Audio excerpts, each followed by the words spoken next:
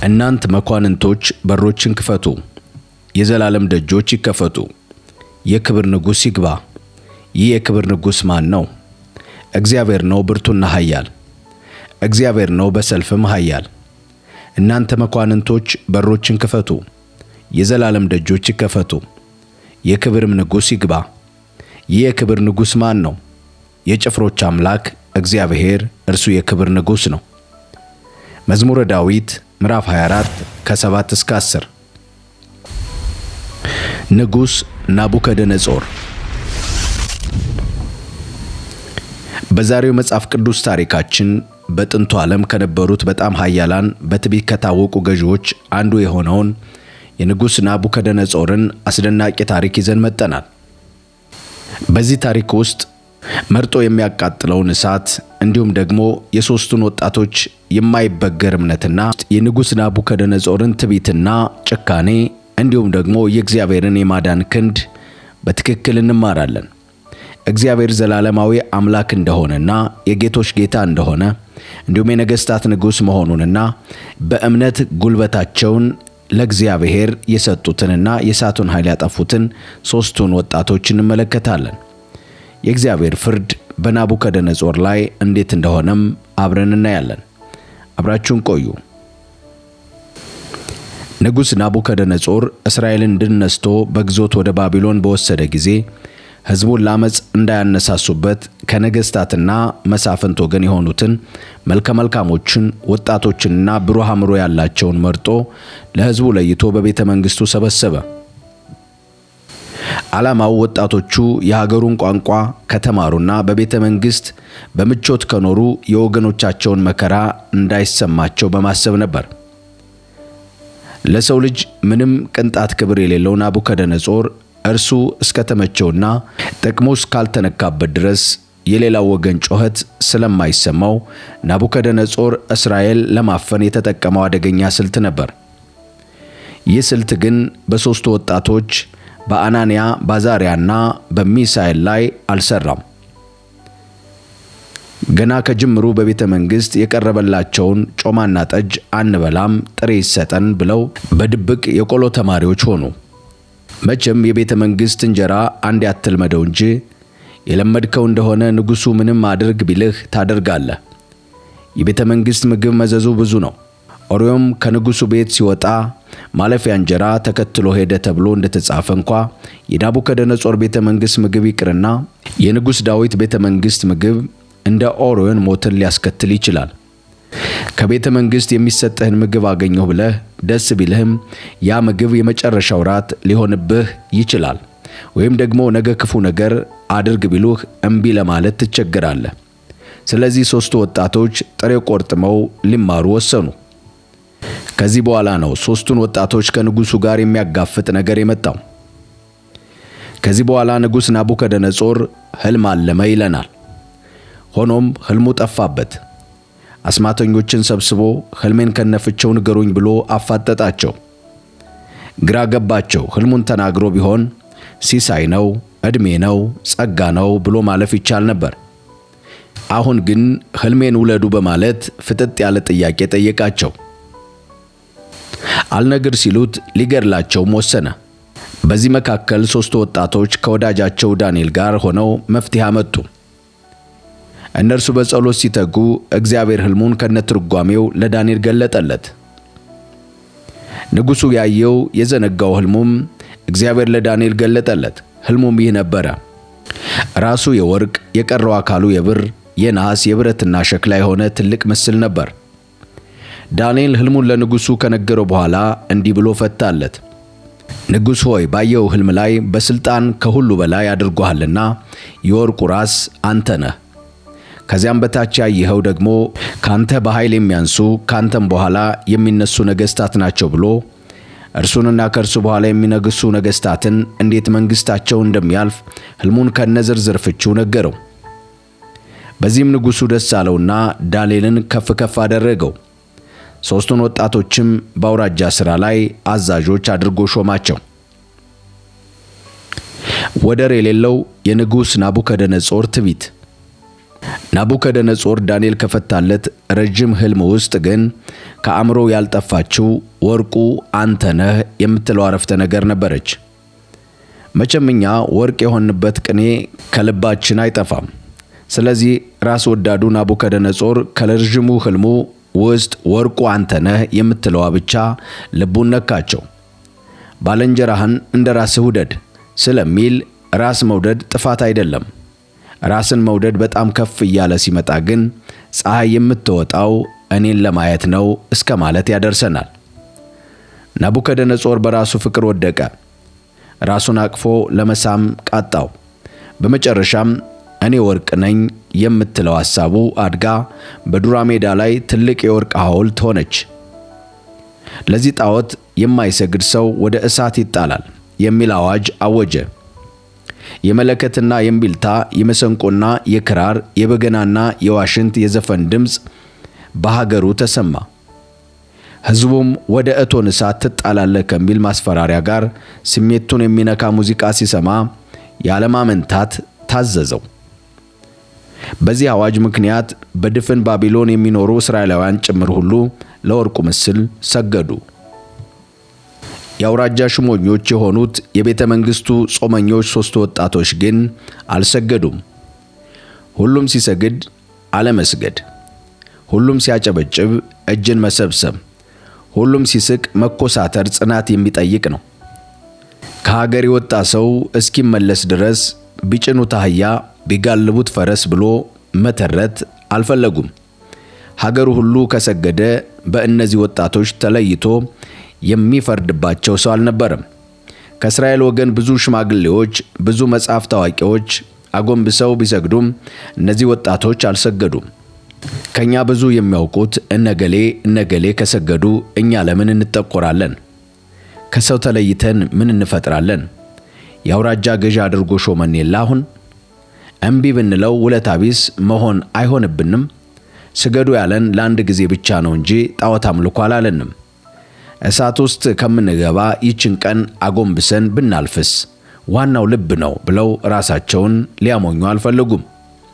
ሁሉም ባጎነበሰበት ቀን አንሰግድም ብለው ቆሙ። የሚያድናችሁ አምላክ ማን ነው? የናቡከደነጾር የትዕቢት ዛቻ በሦስቱ የቆሎ ተማሪዎች ላይ። ናቡከደነጾር 3 ወጣቶች አልሰገዱም ሲባል ሲሰማ ቁጣው እጅግ ነደደና አስጠራቸው። የምሰማው እውነት ነውን? አለ። ወጣቶች እንዲያስተባብሉ እድል ሲሰጥ አሁንም የመለከትና የእምቢልታ የመሰንቆና የክራር የበገናና የዋሽንት የዘፈን ድምፅ በሰማችሁ ጊዜ ብትሰግዱ መልካም ነው አለ። መቼም በመጽሐፍ ቅዱስ እንደ ናቡከደነጾር የሙዚቃን ስሜት ቀስቃሽነት የተረዳ ሰው ያለ አይመስልም። በሉ ሙዚቃውን ድጋሚ ይከፈትላችሁ ትጨፍራላችሁ የሚል ይመስላል። ስገዱ ከማለቱ በፊት ሙዚቃውን ስትሰሙ ማለቱ ይገርማል። መቼም ጠላት ስሜታችንን ካገኘ ሊያሰግደን እንደሚችል ያውቃል። ከዚህ ማስፈራሪያ ጨመረበት። ተደፍታችሁ ላሰራሁት ምስል ብትሰግዱ መልካም ነው፣ ባትሰግዱ ግን በዚያን ጊዜ በሚነድ እሳት እቶን ውስጥ ትጣላላችሁ። ከእጄ የሚያድናችሁ አምላክ ማን ነው ብሎ በትዕቢት ተናገራቸው። ከእጄስ የሚያድናችሁ አምላክ ማን ነው ለሚለው ለንጉሡ ጥያቄ 3 ወጣቶች ናቡከደነጾር ሆይ ለዚህ ነገር እንመልስልህ ዘንድ አስፈላጊያችን አይደለም አሉት። ምን ማለታቸው ነው? ለምን አይመልሱለትም? ይህንን ያሉት ምክንያት ናቡከደነጾር ከጥቂት ጊዜ በፊት ሕልም አልሞ በተፈታለት ጊዜ ደስ ብሎት አምላካችሁ የአማልክት አምላክ የነገሥታትም ንጉሥ ምስጢርንም ገላጭ ነው ብሎ መስክሮ ስለነበር ነው። በዳንኤል ምዕራፍ 2 ቁጥር 47 ላይ። አሁን ደግሞ ተገልብጦ ከእጄስ የሚያድናችሁ አምላክ ማን ነው አላቸው። ስለዚህ 3 ወጣቶች ትናንትና ያመሰገነውን አምላክ እንደማያውቀው ሲሆን ላንተ መልስ አያስፈልገንም አሉት። አንዳንድ ሰዎች ትናንት ያመለኩትን አምላክ ዛሬ እንደማያውቁ ሆነው ሲጠይቁ፣ ትናንት ያመኑትን ዛሬ ክደው ሲያናነቁ በዚህ ነገር እንመልስላቸው ዘንድ አስፈላጊያችን አይደለም። ለነገሩ ለዋላዋዩ ናቡከደነጾር ምን መልስ ይሰጠዋል? ታሪኩን ስናነብ እንደ ናቡከደነጾር ተገለባባጭ ሰው የለም። ትንቢተ ዳንኤል ምዕራፍ 2 ላይ ለፈጣሪ መሰከረ። ምዕራፍ 3 ላይ ካደ። ምዕራፍ 3 መጨረሻ ላይ አምኖ መሰከረ። ምዕራፍ 4 መጀመሪያ ላይ ለፈጣሪ እንደ መዘመር ቃጣው። በሕልሙ መልአክ እስከ ማየት ደርሶ ስለ ፈጣሪ ኃያልነት መሰከረ። ምዕራፍ 4 መጨረሻ ላይ ግን ይህች በጉልበቴ ብርታት ለግርማዬ ክብር የሠራኋት ታላቂቱ ባቢሎን አይደለችምን ብሎ ተኮፈሰ። እንደ እንስሳ ሳር እስኪግድ ድረስ ተቀጧል። ስለዚህ ሦስቱ ወጣቶች አምላካችሁ ማን ነው ሲላቸው መልስ ልንሰጥህ አያስፈልገንም፣ አንተው ማን እንደሆነ ሳር ስትግድ ታየዋለህ አሉት። እግዚአብሔር ማን ነው ያሉ እነ ፈርዖን የደረሰባቸውን ባይገባህ አንተ ላይ ደርሶ ታየዋለህ ሲሉ እንመልስልህ ዘንድ አስፈላጊያችን አይደለም አሉት። ሦስቱ ወጣቶች አምላካችሁ ማን ነው የሚለው ባይመልሱ ይህንን ግን አሉ። ንጉሥ ሆይ አምላካችን ከሚነደው ከእቶኑ እሳት ያድነን ዘንድ ይችላል፣ ከእጅህም ያድነናል። ንጉሥ ሆይ አምላካችን ኃይሉ ከእሳት በላይ ነው። ያለ እሳት ማንደድ ያለ ውሃ ማብረድ ይችላል። ከእሳቱ ያድነናል። ከእሳቱ ቢያድናችሁ ምን ዋጋ አለው? ከእሳት ብታመልጡ ከኔ አታመልጡም ብለህ ብታስብ እንደሆነ ከእጅህም ያድነናል አሉት። ነገር ግን ንጉሥ ሆይ እርሱ ባያድነን አማልክትህን እንደማናመልክ እወቅ አሉት። ወጣቶቹ ባያድነን ያሉት ተጠራጥረው አይደለም፣ ለጣዖት ከመስገድ ሞት ይሻላልና ስላሉ ነው። ለጣዖት በመስገድ የምንጎዳው ጉዳት በእሳት ተቃጥለን ከምንጎዳው አይብስም። የዘላለም እሳት የሚፈጀን የአንተ እሳት ቢፈጀን እንመርጣለን ለማለት ነበር። በዚያን ላይ ሦስቱ ወጣቶች ያድነን ዘንድ ይችላል አሉት እንጂ እንድናለን አላሉም። የፈጣሪያቸውን የማዳን ኃይል በእርግጠኝነት ተናገሩ እንጂ ከዚህ እሳት እንደሚያድን በእርግጠኝነት አልተናገሩም። ይህም ከትሕትናቸው የተነሳ ነበር። እግዚአብሔር መላእክቱን ስለኔ ያዝልኛል ያድነኛል ብሎ ወደ ሞት ራስን መስጠት ጌታችን ለዲያብሎስ እንዳለው ጌታ አምላክን መፈታተን ነው። ስለዚህ ሦስቱ ወጣቶች ባያድነን እንኳ ሲሉ ምግባራችን ከልክሎት ባያድነን እንኳ ያልዳነው በኃጢአታችን ነው እንጂ አምላካችን ማዳን ተስኖት እንዳይመስልህ አሉት። እነዚህ ወጣቶች ምንኛ ያስደንቃሉ! ስለ ትንሣኤ ሙታን ባልተሰበከበት በዛ ዘመን ምንም እንኳ ስቃይ የማይነካቸው ቢሆንም እንኳ ጻድቃን ቢሆኑ ወደ ሲኦል በሚወርዱበት በዚያ ዘመን ተስፋ ሳይኖር ተስፋ አድርገው እንደ አዲስ ኪዳን ሰው ወደ ሞት የሄዱት እነዚህ ወጣቶች ምንኛ ክቡራን ናቸው። ለዚህም ነው ሰማዕቱ ዮስጦስ ከክርስቶስ በፊት የነበሩ ክርስቲያኖች የሚላቸው። መርጦ የሚያቃጥለው የእቶኑ እሳት። ናቡከደነጾር በወጣቶች መልስ እጅግ ተበሳጨ። የሚነደውን እሳት 7 እጥፍ እንዲያደርጉ አዘዘ። ልፋ ስለው ነው እንጂ እሳቱ 7 እጅ ቢሆንም 1 እጅ ቢሆንም ለሶስት ወጣቶች መቃጠል ያው መቃጠል ነው። የባቢሎንን ማገዶ ከማባከን በቀር ሦስቱ ወጣቶች የሚሞቱት ሞትን ያው አንድ ሞት ነው። የተፈለገው ግን እንዲፈሩ ነበር። ሰይጣን አሰራሩ እንዲህ ነው። እምነታችን ሲጨምር እሳቱን 7 እጥፍ ይጨምራል። ያድነናል የሚለው ምስክርነታችን ናቡከደነጾሮችን ያስቆጣል። በስልጣናቸው የሚነደውን እሳት መጨመር እንጂ የኛን እምነት መቀነስ አይችሉም። ሦስቱ ወጣቶች ከሰናፊላቸው ከቀሚሳቸውና ከመጎናጸፊያቸው ከቀረው ልብሳቸውም ጋር እንዲታሰሩ ተደረገ። ያ ሁሉ ልብስ አብሯቸው እንዲታሰር የተፈለገው ስቃያቸውን የበለጠ ለማብዛት ነበር። እግራቸው መታሰሩ ሳይፈራገጡ እንዲቃጠሉ ለማድረግ ነበር። በዚህ አሰቃቂ ሁኔታ ሦስቱ ወጣቶች ወደ እሳት ጨመሯቸው። ከእሳቱ ኃይል የተነሳ የጣሏቸው ሰዎች የእሳቱ ወላፈን ገደላቸው። ሦስቱ ወጣቶች እሳት ውስጥ ሲገቡ እግሮቻቸው ተፈተው ወዲያና ወዲህ ሲመላለሱ ታዩ። ናቡከደነጾር ባላዋቂ አነጋገር የአማልክት ልጅ ያለው የእግዚአብሔር ልጆች ተብለው ከሚጠሩ መላእክት አንዱ የሆነውን መልአኩን ልኮ የእሳቱን ኃይል አጠፋ። የእግዚአብሔር መልአክ በሚፈሩት ዙሪያ ይሰፍራሉ ያድኗቸውማል የተባለው ተፈጸመ። የአማልክት ልጅ የተባለው የመልአኩ መውረድ የወልደ እግዚአብሔር የኢየሱስ ክርስቶስ ምሳሌ፣ የመምጣቱና የሰው ልጅ ከሲኦል እሳት የማዳን ሥራ ምሳሌ ሆኖ ይኖራል። ሦስቱ ወጣቶች ልብስ አልለበሱም። የጨመሯቸው እንዲሰቃዩ ነበር። ሆኖም ለስቃይ የለበሱት ልብስ ለዝማሬ ሆናቸው። መቼም እርቃን ሆኖ ዝማሬ የለም። አልብሰው ባይልኳቸው ኖሮ ሲወጡ እርቃናቸውን በወጡ ነበር። የሚያስደንቀው እነዚህ ሦስቱ የእምነት ጀግኖች እንኳን ሊቃጠሉ ጭስ እንኳ አይሉም ነበር። የባቢሎን እሳት አስደናቂ እሳት ነበር። ከእሳቱ ውስጥ እያሉ እሳቱ ያቃጠለው የታሰሩበትን ገመድ ብቻ ነበር።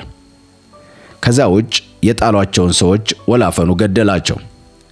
ሰዎቹን ወደ እሳት መገፍተር ቀላል ነው። እሳቱ ግን ገፍታሪዎችን ሊያቃጥላቸው ችሏል። ስሙን ለሚክዱ ለአመፀኞች የሚባላ እሳት ነው። ፈቃዱን ለሚሰሩ ልባቸው ለቀና የሚያድን እሳት ነው የሚለው የአባ ሕርያቆስ ቅዳሴ በብሉይ ኪዳን ቢሆን ለባቢሎን እሳት ይሰራ ነበር። ሦስቱ ወጣቶች እሳት ውስጥ ገብተው የመውጣታቸው ታሪክ በጥላቻና በዘረኝነት እሳት እየነደድን ባለንበት በዚህ ዘመን ሆነን ስንመለከተው መልእክቱ ብዙ ነው።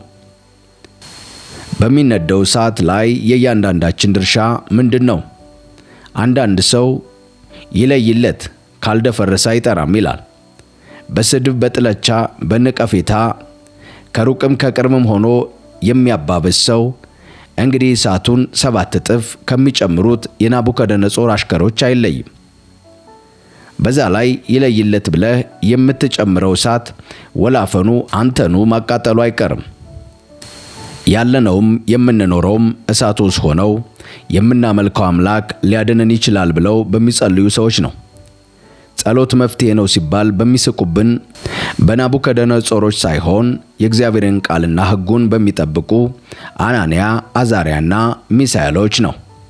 እሳት ውስጥ ገብተው የወጡት እነዚህ አርበኞች ከጸሎት ባሻገር አንድ ልብ ነበሩ። በሙሉ ትንቢተ ዳንኤል ላይ አናንያ እንዲህ አለ፣ አዛርያ እንዲህ አለ የሚል አልተጻፈም።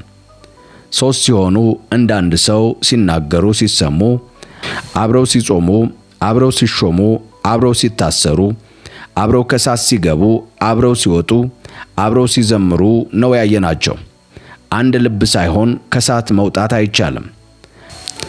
አናንያና አዛርያ ተፋቅረው ሚሳኤልን ቢጠሉት ኖሮ፣ በሐሳብ ባይስማሙ ኖሮ ተቃጥለው ይቀሩ ነበር። በእርሱ የታመኑትን ባሪያዎችን ያዳነ የአናንያ የአዛርያ የሚሳኤል አምላክ ይባረክ። ትንቢተ ዳንኤል ምዕራፍ 3 ቁጥር 28። ናቡከደነጾር የእግዚአብሔርን የማዳን ኃይል ያየና እግዚአብሔር ሉዓላዊ አምላክ መሆኑን የተረዳ እግዚአብሔር በነገሥታት ሁሉ ላይ ንጉሥና ጌታ መሆኑን ያየበት በሕይወቱ ላይ ብዙ የተማረበት በትዕቢት እንዳይናገር እግዚአብሔር በመቅጣት ያስተማረው ንጉሥ ነው። እናንት መኳንንቶች በሮችን ክፈቱ፣ የዘላለም ደጆች ይከፈቱ፣ የክብር ንጉሥ ይግባ። ይህ የክብር ንጉሥ ማን ነው? እግዚአብሔር ነው፣ ብርቱና ኃያል እግዚአብሔር ነው፣ በሰልፍም ኃያል። እናንተ መኳንንቶች በሮችን ክፈቱ፣ የዘላለም ደጆች ይከፈቱ፣ የክብር ንጉሥ ይግባ። ይህ የክብር ንጉሥ ማን ነው? የጭፍሮች አምላክ እግዚአብሔር እርሱ የክብር ንጉሥ ነው። መዝሙረ ዳዊት ምዕራፍ 24 ከ7 እስከ 10።